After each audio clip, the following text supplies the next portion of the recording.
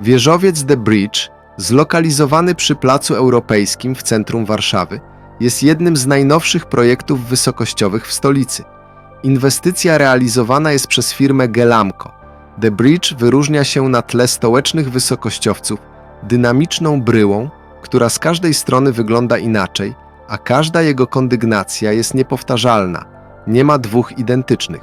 Na 40 piętrach znajdzie się w sumie 47 000 metrów kwadratowych najnowocześniejszej powierzchni biurowej. To najwyższy tego typu obiekt, jaki jest obecnie budowany w Polsce. Na ten moment prace budowlane nad wieżowcem są już na zaawansowanym etapie.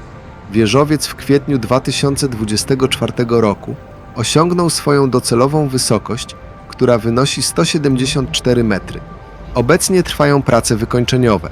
Montowane są instalacje wewnętrzne oraz wyposażenie biur zgodnie z najnowszymi standardami ekologicznymi i technologicznymi. Zakończył się demontaż ostatniego żurawia wieżowego. Planowane jest także wykończenie przestrzeni wspólnych, w tym lobby z antresolą, w najwyższym miejscu sięgające aż 18 metrów, które łączy nowy wieżowiec z historycznym budynkiem Bellony. Zaprojektowany przez renomowaną pracownię UN Studio, wyróżnia się nowoczesną, minimalistyczną formą, która wpisuje się w architektoniczny krajobraz nowego centrum biznesowego Warszawy. Zakończenie wszystkich prac budowlanych i oddanie wieżowca do użytku planowane jest na 2025 rok.